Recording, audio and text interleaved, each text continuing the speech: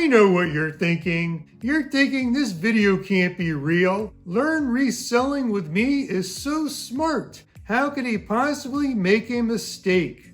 But I did. I made 2 of them. And in this video, I'm going to go over with you what those mistakes were and the lessons learned. My name is Jason Silverstein. This is my 22nd week selling on eBay. On a recent transaction that I did, I made 2 stupid mistakes. It was on this book that I sold last week. What happened is I got it at a garage sale and I bought it as part of a lot where I was buying 2 Lego sets, this one and another set that I already sold and shipped out. And the seller really cared about the Lego sets. He was really firm on the price and didn't want to give up much on that. But the books and some of the other stuff, he didn't really seem to care too much about. It was priced pretty low to begin with, and I was able to just throw it in with the Lego sets. And for that's probably part of the reason I didn't think much of the books either. I don't know anything about these Marvel books. And I had already done a lot of research the day before on the Lego sets. So I don't want to spend all my time researching. I have a goal to list a certain amount of items each day. Smash the like button. I did look up the sold comps on eBay to try to get a value before listing it. But it was kind of confusing looking up the sold comps on the Marvel books because a lot of them are similar. And most of them were really worth any money, which led me to believe that the book I had wasn't really worth that much money. The sold comps were all over the board too. I see some for $25 and others that were a lot more if I would have looked more closely. And some were hardcovers and some were soft cover. To add to it, it was sort of the end of the day. I was wrapping things up. I want to list a certain amount of items per day, and I just wanted to list it. I just listed it, and I made an educated guess on what I thought the price should be. I put in the listing free shipping with priority mail because I had heard, and it worked for me before, adding free shipping raises the book in the eBay algorithm, so it's more towards the top of the page. And everybody likes free shipping. Item was listed. Then, less than 3 hours later, I see that it's sold. And that really raised alarm bells in my head. What's going on? It sold so quickly? Because hardly anything ever sells that quickly. I wasn't happy that it sold. Normally when you have a sale, you're happy. But I was thinking, wait a minute. Because I knew I didn't research it that well. I decided I would now do some research. By the way, doing your research after the item sells is the wrong time to do the research. But before I did, I went to my orders page and I saw that to ship it out was going to cost me $18 because it was someone from California that bought it. And I had put free shipping on there.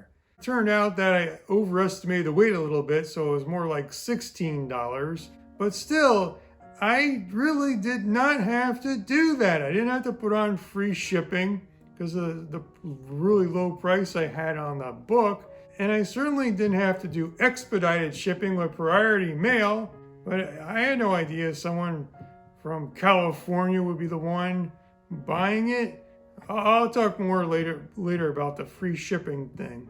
But all I did basically was a quick Google search on the book, and I saw that on Amazon the lowest seller was selling it for $80. And on eBay, they were all priced sort of like that too, the actives. I should have definitely have done more research before listing this book, because it cost me $40 or more. Which is a lot of money to me when I'm making a lot of $5 profit sales. That's 8 $5 profit sales that I just lost because I didn't do the proper research.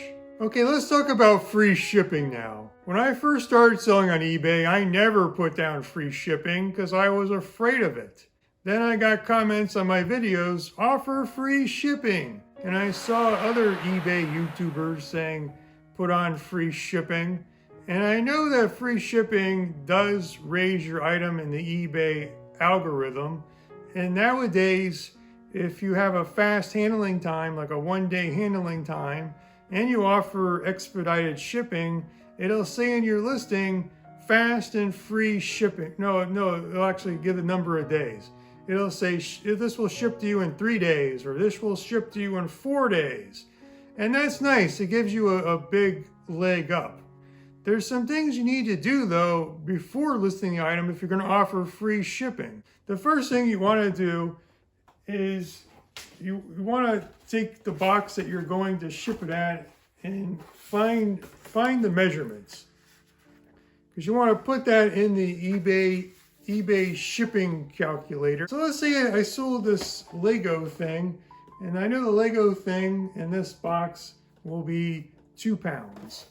So I'll put that in the eBay shipping calculator, and then I'll look at the worst case scenario. And for me, it's most likely going to be somebody from California buying it. Now, it could be someone from Hawaii or Alaska, but that's not as likely as somebody from California buying it. So I want to see what that will be, and now I know the worst case scenario. And if I still want to offer free shipping, which is not a bad idea, then I want to list the item high enough to account for someone in California buying it. And then most likely people make offers on stuff, because I allow make offers on all my listings. I just see where they live before I either accept the offer or counter the offer.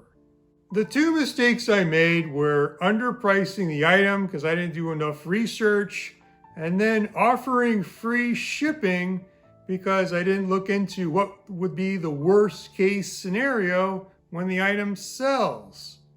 But from all that, I did learn some valuable lessons. And I want to share that lesson with you here, which basically is just because a similar item is worth one thing doesn't mean that the item you're looking at is worth the same amount. Let me give you an example here. Let's look at these 4 Beanie Babies. Let's say I scanned this one and it's worth $5. Then I scan this one and it's worth $5. Then I scan this one and it's worth $5. Then I scan this one and it's worth, you probably guessed, $5. And because you don't want to scan every single Beanie Baby, you're just going to sell it for $5. But this one, surprise, surprise, is worth $500. It's not really, but it's just could be a good example. A real life example, though, is this hat. This hat is worth some money.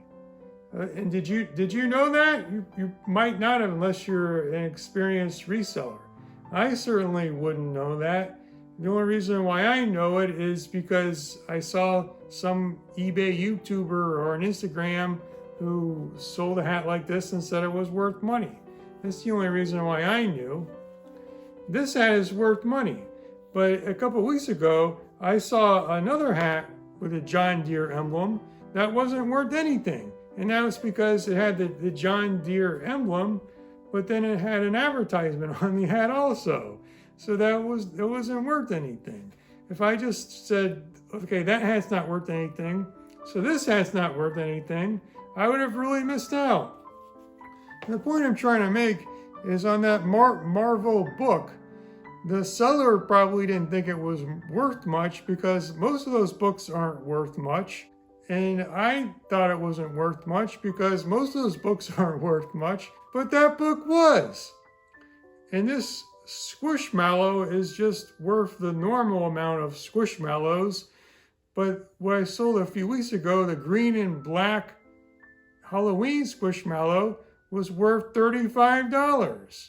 So you can't just say one thing is worth something, so the similar one is worth the same amount. You have to do the research.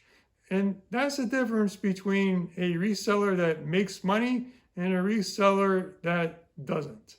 Let me know your thoughts and ideas on researching items before listing them and on free shipping. Just let me know in the comments section. I always love reading your comments, and sometimes I learn things. If you like this video, smash the like button. If you're new to the channel, go ahead and subscribe and hit notifications so you don't miss my next video. And I will see you next time.